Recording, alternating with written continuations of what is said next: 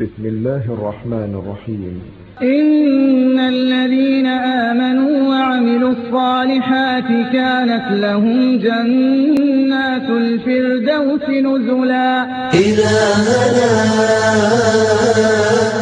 ما عدلك يا إلهنا، إلهنا إلهنا ما عدلك. الرضا من أعظم أعمال القلوب. ما تهربش من السؤال. هل رضيتم؟ انتوا راضين؟ الرضا بقضاء الله.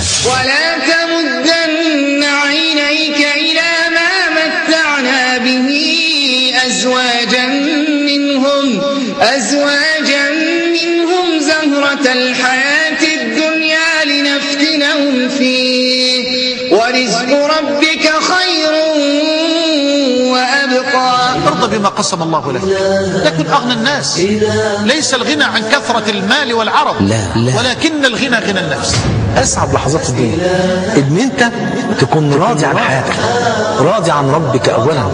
هل أنت راض بالله راض عن الله، راض لله. عدم الرضا عن الله وبالله هو الذي يسبب كل مشاكل الدنيا. كم من بيوت خربت والله بسبب عدم الرضا. إن كنت تشعر الآن بمرض فهناك من هو أمرض منك. إن كنت تعيش فقيرا فهناك من هو أفقر منك. نعم، ارضى بقضاء الله. ابنك مات، ارضى إن شاء الله ربنا يجعله سبب دخولك الجنة. زوجتك ماتت، ارضى إن شاء الله ربنا يجعلها في ميزان حسناتك. مالك راح، ارضى إن شاء الله ربنا يعوضك أحسن.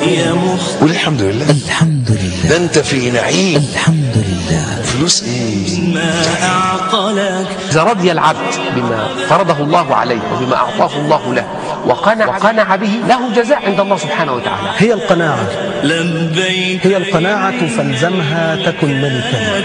والحمد لو لم يكن منها إلا راحة البدن.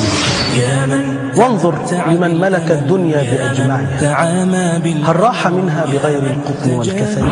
القناعة كنز جميل، لأن الإنسان لو لم يرضى بما قسم الله له ولو لم يذق طعم القناعة سيعيش قلقا طوال حياته، سيعيش في هم وغم ولن يفارقه النكد أبدا، ولن يفارق الغم بيته ولا داره أبدا، سيعيش طوال حياته في حزن